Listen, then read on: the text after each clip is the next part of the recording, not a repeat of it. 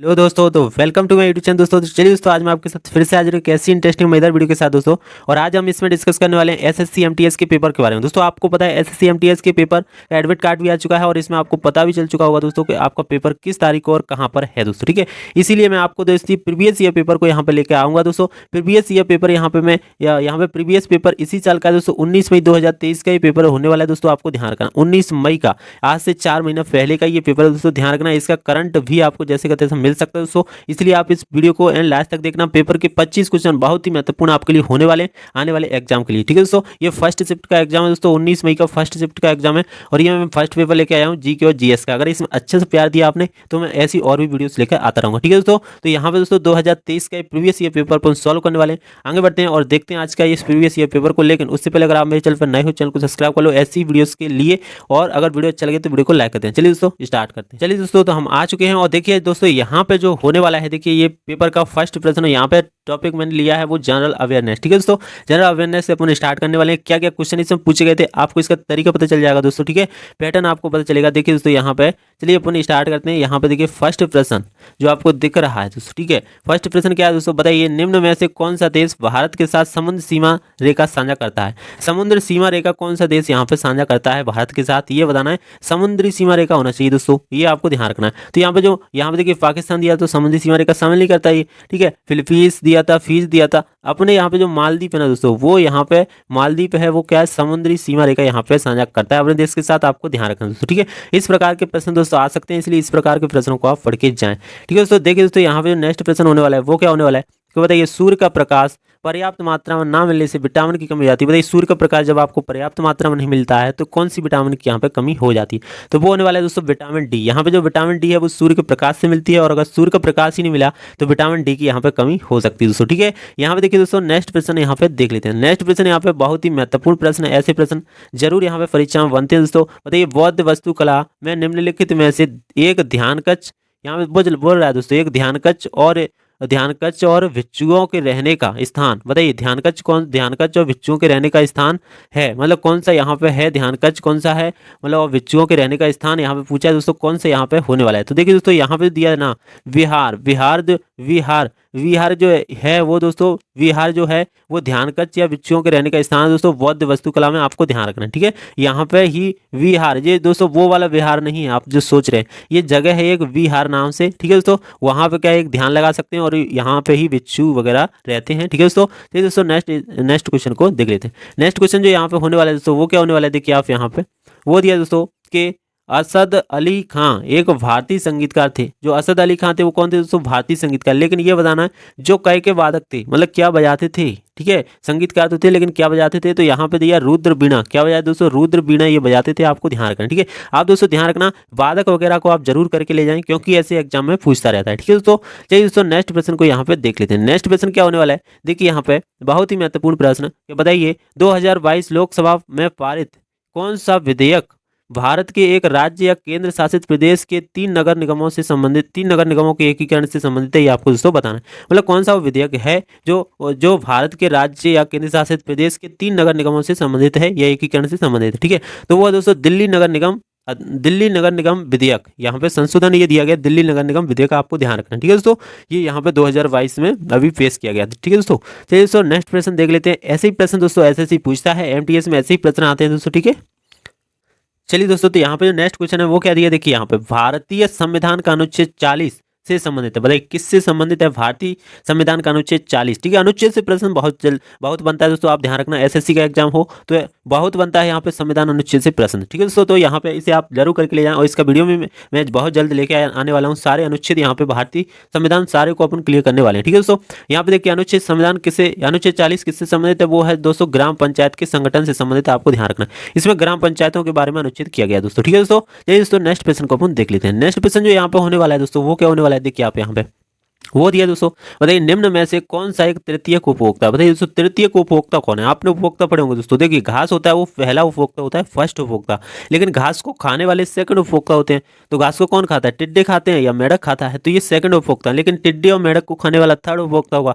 तो यहाँ पे टिड्डे और मेढक को कौन खाता है दोस्तों, यहाँ पे सांप जो है वो टिड्डे और मेढक को दोस्तों खाता है, इसलिए ये दोस्तों तीसरा यहाँ पे तृतीय उपभोक्ता दोस्तों होने वाला है। तो यहाँ पे इसलिए सांप को यहाँ पे राइट आंसर होने वाला है दोस्तों। ठीक है, तो तृतीय उपभोक्ता कौन है, सांप यहाँ पे है, ध्यान रखना। ठीक है दोस्तों, चलिए दोस्तों नेक्स्ट प्रश्न को यहाँ पे देख लेते हैं।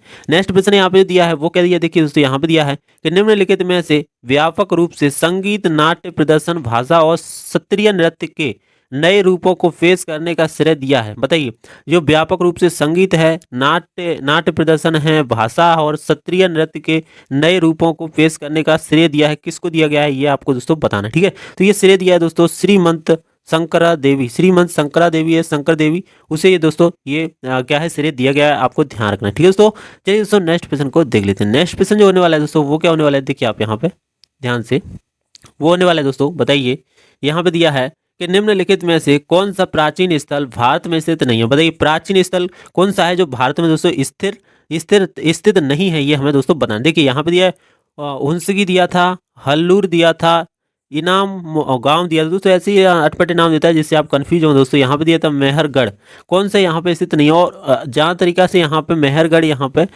देखिए आप ये सोच रहे होंगे दोस्तों जहाँ तरीका से लोग कि मेहरगढ़ तो भारत में है, लेकिन मेहरगढ़ ही भारत में नहीं है दोस्तों, आपको ध्यान रखना। ठीक है दोस्तों, तो यहाँ पे मेहरगढ़ होने वाला है राइट आंसर। चलिए दोस्तों यहाँ पे नेक्स्ट प्रश्न को देख लेते हैं। ऐसे ही प्रश्न दोस्तों पूछता है, और अगर आपको प्रश्न अच्छे लग रहे हैं, वीडियो से अच्छा लग रहा है दोस्तों, तो वीडियो को आप लाइक कर सकते हो, शेयर कर सकते हो अपने फ्रेंड्स में। ठीक है दोस्तों, तो चलिए स्टार्ट करते हैं। यहाँ पे नेक्स्ट प्रश्न को देखते हैं। निम्नलिखित में से फ्लड ऑफ फायर, यहाँ पे दिया है दोस्तों फ्लड ऑफ फायर के लेखक कौन है। बताइए यहाँ पे बुक दिया है एक दोस्तों फ्लड ऑफ फायर, उसके लेखक पूछा है दोस्तों कौन है। ठीक है दोस्तों, तो वो उसके लेखक है दोस्तों अमिताभ घोष। कौन है दोस्तों, अमिताभ घोष यहाँ पे होने वाले हैं। ठीक है दोस्तों, यहाँ पे पुस्तक है फ्लड ऑफ फायर, इसके लेखक दोस्तों अमिताभ घोष होने वाले हैं, आपको दोस्तों ये ध्यान रखना है। ठीक है दोस्तों, ये दोस्तों पेपर बन जाता है। चलिए दोस्तों नेक्स्ट प्रश्न को यहाँ पे देख लेते हैं। यहाँ पे नेक्स्ट प्रश्न है दोस्तों मेजर ध्यानचंद खेल रत्न पुरस्कार 2021 जीतने वाले एकमात्र क्रिकेटर खिलाड़ी कौन है। बताइए यहाँ पे 2021 का दोस्तों पूछ लिया, इतनी पुरानी भी यहाँ पर करंट आपसे पूछ सकते हैं दोस्तों, आपको ध्यान रखना है। तो मेजर ध्यानचंद रत्न पुरस्कार 2021 जीतने वाले एकमात्र क्रिकेटर खिलाड़ी कौन थे, तो वो है दोस्तों यहाँ पे मिताली राज। कौन थे दोस्तों, मिताली राज, ये क्रिकेटर खिलाड़ी थे जिन्होंने मेजर ध्यानचंद पुरस्कार दोस्तों 2021 जीता था, आपको ध्यान रखना मिताली राज। ठीक है दोस्तों, चलिए दोस्तों नेक्स्ट प्रश्न को यहाँ पे देख लेते हैं। तो जो नेक्स्ट प्रश्न होने वाला है दोस्तों वो क्या होने वाला है, देखिए आप यहाँ पे वो दिया है जब किसी वस्तु पर धनात्मक आवेश होता है तो उसका क्या अर्थ होता है। मतलब जब किसी वस्तु पर धनात्मक आवेश हो तो उसका क्या अर्थ होगा दोस्तों, तो वो उसका क्या अर्थ होगा, इसमें इलेक्ट्रॉनों की तुलना में प्रोटॉन अधिक होंगे दोस्तों। अगर धनात्मक आवेश होगा तो धनात्मक आवेश पे क्या होता है, प्रोटॉन होता है, तो इलेक्ट्रॉन क्या पे होता है, ऋणावेश आवेशों पे, तो ऋणावेश तो यहाँ पे होंगे नहीं, तो इलेक्ट्रॉनों की तुलना में प्रोटॉन क्या होंगे उसमें अधिक होंगे, आपको दोस्तों ध्यान रखना है। ठीक है दोस्तों, चलिए दोस्तों नेक्स्ट प्रश्न हम देख लेते हैं। जो नेक्स्ट प्रश्न होने वाला है बहुत ही महत्वपूर्ण प्रश्न यहाँ पे दिया है।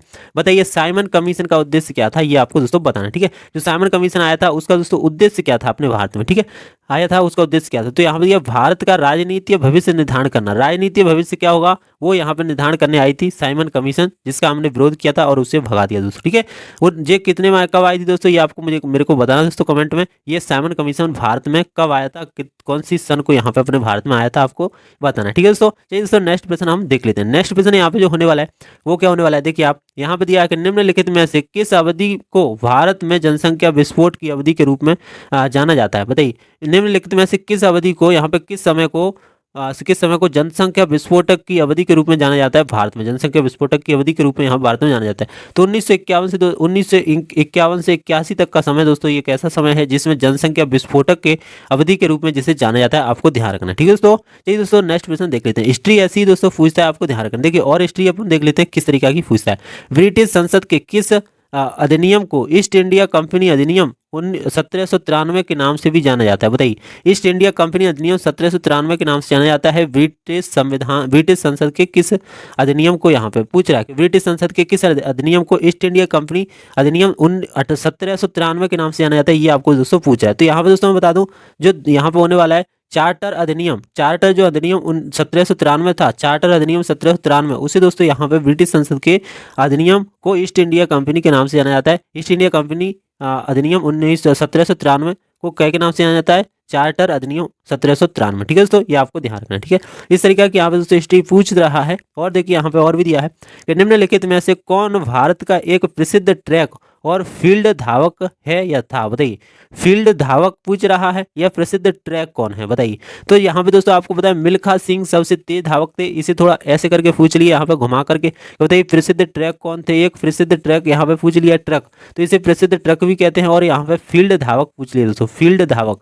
ठीक है दोस्तों, ये यहाँ पे थोड़ा बढ़ा दिया है जिससे आपको समझ में ना आए, कंफ्यूज हो, तो यहाँ पे ऑप्शन से आपको समझ में आ जाएगा कि मिल्खा सिंह की यहाँ पे बात हो रही है दोस्तों। ठीक है दोस्तों, चलिए दोस्तों नेक्स्ट प्रश्न देखते हैं। तो नेक्स्ट प्रश्न क्या है दोस्तों? देखिए यहाँ पे नृत्य से बहुत प्रश्न आते हैं दोस्तों। मणिपुर नृत्य का प्रमुख विषय है, बताइए मणिपुर जो नृत्य है उसका प्रमुख विषय क्या है? ये आपको दोस्तों बताना है, आपको ध्यान रखना है। मणिपुरी नृत्य का प्रमुख विषय क्या है? तो मणिपुरी नृत्य का दोस्तों प्रमुख विषय वो है भक्ति। क्या है दोस्तों? जो भक्ति जो होने वाला है वो यहाँ पे मणिपुरी नृत्य का प्रसिद्ध प्रमुख विषय होने वाला है। ये आपको दोस्तों ध्यान रखना है, मणिपुरी नृत्य का भक्ति यहाँ पे विषय है, आपको ध्यान रखना है। चलिए दोस्तों नेक्स्ट प्रश्न यहाँ पे देख लेते हैं। बताइए पृथ्वी पर सबसे बड़ा महासागर है? बताइए, ऐसे ऐसे प्रश्न आ जाते हैं दोस्तों, सिंपल से ही प्रश्न आते हैं इस एमटीएस में, आपको ध्यान रखना है। पृथ्वी पर सबसे बड़ा महासागर कौन सा है? तो वो है दोस्तों प्रशांत महासागर। कौन सा है दोस्तों? प्रशांत महासागर यहाँ पे होने वाला है, आपको ध्यान रखना है। ठीक है दोस्तों, नेक्स्ट प्रश्न की यहाँ पे अगर बात करें दोस्तों, वो क्या दिया है यहाँ पे? दिया है कि बताइए क्षेत्रफल की दृष्टि से भारत विश्व का सबसे बड़ा देश है। कौन से नंबर के यहाँ पे बड़ा देश है? तो दोस्तों यहाँ पे 7वां नंबर का दोस्तों बड़ा देश है। क्षेत्रफल की दृष्टि से पूछ रहा है दोस्तों, जनसंख्या की दृष्टि से नहीं पूछ रहा है। तो आपको दोस्तों मेरे कमेंट में ये बताना है कि जनसंख्या की दृष्टि से भारत विश्व का कौन सा सबसे बड़ा देश होने वाला है दोस्तों। यहाँ पे दोस्तों क्षेत्रफल की दृष्टि से पूछा था तो 7वां यहाँ पे है दोस्तों, आपको ध्यान रखना है विश्व का 7वां सबसे बड़ा देश है दोस्तों। ठीक है, चलिए दोस्तों नेक्स्ट प्रश्न देख लेते हैं। नेक्स्ट प्रश्न जो यहाँ पे होने वाला है दोस्तों वो क्या होने वाला है? आप देखिए यहाँ पे वो होने वाला है दोस्तों, बताइए यहाँ पे दिया है मकर संक्रांति का त्योहार निम्नलिखित में से किस देवता को समर्पित है? बताइए आप मकर संक्रांति का त्योहार मनाते हो, वो निम्नलिखित में से किस देवता को यहाँ पे समर्पित है? कौन से देवता की उसमें पूजा करते हैं? तो उसमें दोस्तों सूर्य देव की यहाँ पे पूजा करते हैं मकर संक्रांति के दिन। ठीक है दोस्तों, कहते हैं ना मकर संक्रांति के दिन से यहाँ पे गर्मी बढ़ना स्टार्ट हो जाती है। ठीक है दोस्तों, तो वो सूर्य देव की यहाँ पे पूजा की जाती है, तो आपको ध्यान रखना है। ठीक है, यहाँ पे जो नेक्स्ट प्रश्न होने वाला है वो क्या होने वाला है? देखिए यहाँ पे दिया है कि बताइए मोर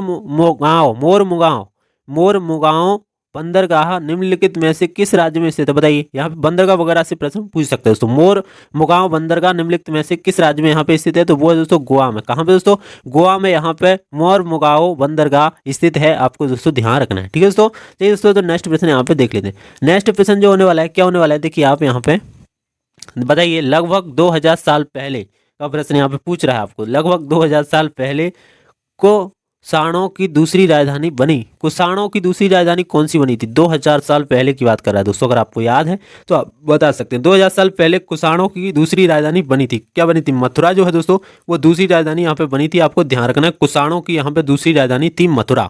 ठीक है दोस्तों, चलिए दोस्तों नेक्स्ट प्रश्न देख लेते हैं। तो ऐसे ही दोस्तों प्राचीन भारत से प्रश्न इस प्रकार से पूछता है। यहाँ पे दिया देखिए दोस्तों, बहुत छोटे छोटे अक्षर हैं तो आप क्वालिटी बढ़ा लें या फिर आप जूम भी कर सकते हो। ठीक है दोस्तों, यहाँ पे देखिए दोस्तों यहाँ पे क्या दिया है, एक मिनट यहाँ पे देखिए, अब आपको दिखेगा। ठीक है दोस्तों, यहाँ पे देखिए, यहाँ पे दिया है कि financial action task force, financial action task force है यानी FATF के अक्टूबर 2022 में किस देश को आतंकी यहाँ पे वित्त पोषण और यहाँ पे मनी लॉन्ड्रिंग पर वैश्विक निगरानी जो संस्था की ग्रे सूची से बाहर कर दिया गया? बताइए दोस्तों किस देश को यहाँ पे मनी लॉन्ड्रिंग पर वैश्विक निगरानी संस्था की ग्रे सूची से बाहर किस देश को कर दिया गया था? तो वो कर दिया गया था दोस्तों पाकिस्तान को। पाकिस्तान के ऊपर दोस्तों मनी लॉन्ड्रिंग का केस लग चुका है दोस्तों, इसलिए इसे क्या बाहर कर दिया गया है। यहाँ पे फाइनेंशियल एक्शन टास्क फोर्स ने यहाँ पे उसे क्या कर दिया दोस्तों? बाहर कर दिया, आपको ध्यान रखना है। ठीक है दोस्तों, चलिए दोस्तों नेक्स्ट प्रश्न यहाँ पे देख लेते हैं।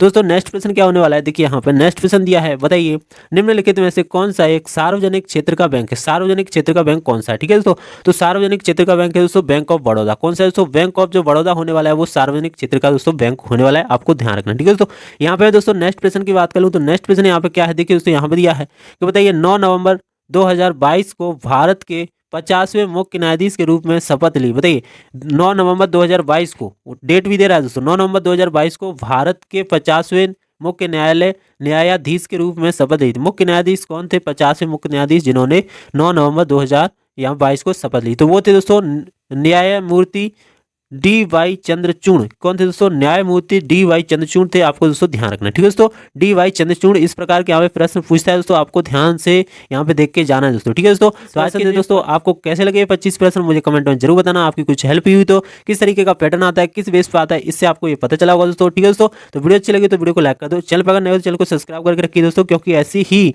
आपको प्रीवियस ईयर पेपर इंपोर्टेंट प्रश्न मिलते रहेंगे, जिससे आपकी परीक्षा की तैयारी और बेस्ट बनेगी और आपकी परीक्षा और भी जबरदस्त दोस्तों जा सकेगी और आप अच्छे से अच्छे स्कोर करके दोस्तों आ सकते हैं, ठीक है दोस्तों। चलिए फिर मिलेंगे ऐसी किसी नेक्स्ट वीडियो में, तब तक के लिए मैं आपसे विदा लेता हूँ। जय हिंद, जय भारत, खुश रहिए, बाय बाय, टेक केयर।